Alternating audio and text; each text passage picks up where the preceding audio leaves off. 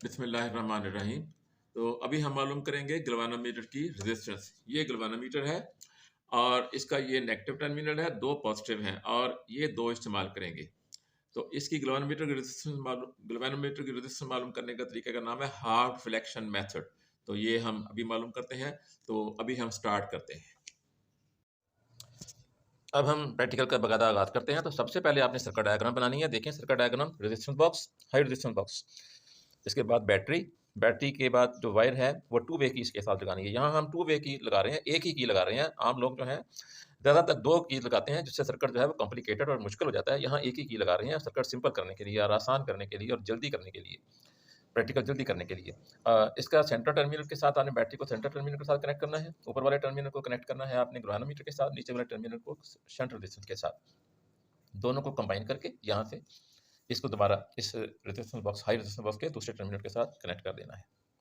अब आप देखें जैसी सर्किट डायग्राम बनाई है वैसा ही आपने कनेक्शन लगाने हैं, वैसे ही आपने डिवाइसेस रखने हैं। रेजिस्टेंस बॉक्स को उसी जगह पर, यहाँ से हम बैटरी में आ गए, बैटरी से वायर सेंटर टर्मिनल पर, टू वे की सेंटर टर्मिनल पर, ऊपर वाली वायर गैल्वेनोमीटर के साथ, नीचे वाली रेजिस्टेंस बॉक्स के साथ, शंट रेजिस्टेंस बॉक्स के साथ, और उसके बाद दोनों को कंबाइन करके दूसरे टर्मिनल से आपने रेजिस्टेंस बॉक्स को लगा दिया।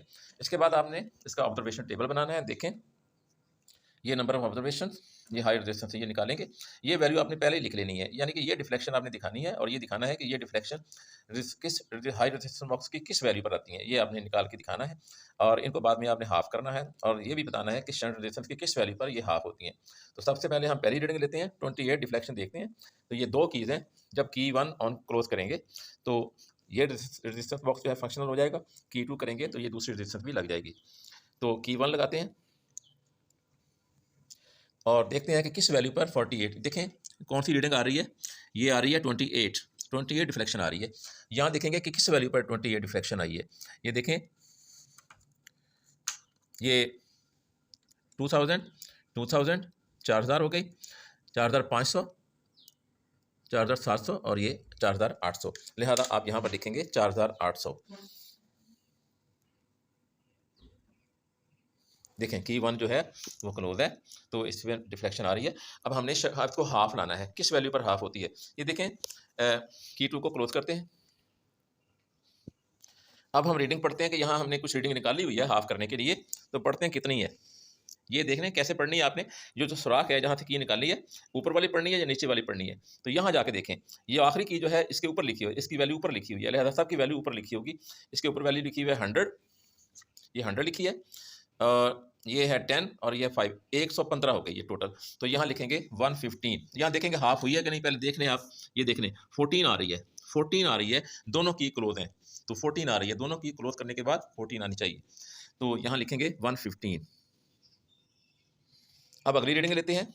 अगली रीडिंग जो है वो की 2 को ऑफ करना है, की 1 को क्लोज करके देखना है कि 26 जो है वो किस पर आती है, 26। तो ये हम इस तरह से ट्राई करेंगे।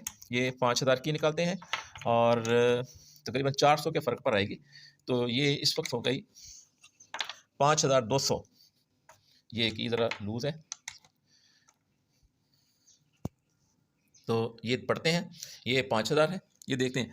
यहाँ पहले आप देख रहे हैं कितनी है, ये 26 आ रही है, 26 आ रही है। तो अब हमने पढ़ना है कितनी पर 26 आई है, रेजिस्टेंस की कौन सी वैल्यू है। 5000 ये हो गई और उसके बाद 200 ये हो गई, 5200 के ऊपर। तो यहाँ लिखेंगे 5200, 5200 पर। अब हमने हाफ करने के लिए ये रेजिस्टेंस जो है चेंज नहीं करनी, इसकी जो वैल्यू पहले थी वही लिखनी है, वही वैल्यू इसकी हाफ करेगी। ये चारों जगहों पर वही वैल्यू आपने लिख लेनी है। देख लें आप, ये वही वैल्यू है, ये यही वैल्यू उसको हाफ कर देगी। ये 26 थी, ये देख लें ये 13 आ रही है, 13 रीडिंग आ रही है, 13। इसका मतलब ये है कि हमारी रीडिंग जो है वो बिल्कुल सही जा रही है। अब बाकी रीडिंग जो है वो 400 के फ़र्क, ये 400 के फ़र्क पर है। तो ये 5600 पर और ये 6000 लिख लें, तो 6000 वाली आपको चेक करवा देते हैं। यही रीडिंग आएंगी इनके लिए, इन डिफ्लेक्शन के लिए यही रेजिस्टेंस की वैल्यू जो है वो आएगी। तो ये 6000 वाली आपको चेक करवाते हैं। ये की 1 को, की 2 को ऑफ करना है, की 1 को ऑन करना है जी। अब रीडिंग देखते हैं 5000 और ये मैंने निकाली एक और 6000, इसको बंद कर दिया।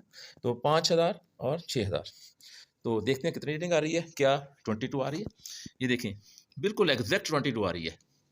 अब वही रजिस्टेंस, शंट रजिस्टेंस की वैल्यू इसको हाफ कर देगी। लगा के देखते हैं, ये देखें 11, ये 11 नज़र आ रही है, 11 हो गई। लिहाजा हमारी रीडिंग मुकम्मल हो गई। अब हम बाकी का काम जो है वो इस ऑपरेटर्स के बगैर करेंगे। ऑपरेटर्स फ़ारिग कर दिया हमने, अब हम इसकी कैलकुलेशन करेंगे।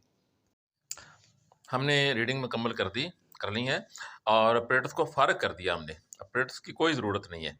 अब आप बैठ के आराम से कैलकुलेशन करें। कैलकुलेशन के लिए सबसे पहले आप ये जी का फार्मूला है R इंटू एस, इसके ज़रिए R और S की वैल्यू रख के ये वैल्यू फाइंड कर लें। बाद में इनका मीन निकाल लें। मीन आपके पास आ गया 117.5 ओम रजिस्टेंस दी है ग्लोबल मीटर की मीन रजिस्टेंस। जो सेल हमने इस्तेमाल किया है, एक सेल नया सेल इस्तेमाल किया है, इसकी वोल्टेज होती है EMF होती है 1.5, तो वो 1.5 हमने यहाँ लिख ली। उसके बाद हमने मालूम करना है current for full scale deflection. Current for full scale deflection का ये फार्मूला लिखा हुआ है, E/R+G multiplied by theta over 30। अब थीटा की E की वैल्यूज़ क्या है, R और G की वैल्यूज़ क्या है, इसके लिए जो 4 रीडिंग्स ली हैं हमने, उनमें से एक सेट ऑफ रीडिंग मुंतखब कर लें। हमने मुंतखब कर लिया जी दूसरा, ये दूसरा मुंतखब कर लिया हमने। तो अब इसमें सारी वैल्यू ले लेंगे। E की वैल्यू 1.5 है, R की वैल्यू क्या है 5200 वैल्यू रख ली। S की वैल्यू क्या है 115 वो रख ली। थीटा की वैल्यू इसमें क्या है 26, तो 26 वैल्यू रख ली। ये वैल्यू रखने के बाद आपके पास जो आंसर आया वो है 0.00024 एम्पियर, और इसको साइंटिफिक नोटेशन में लिखेंगे तो ये आएगा 2.4 × 10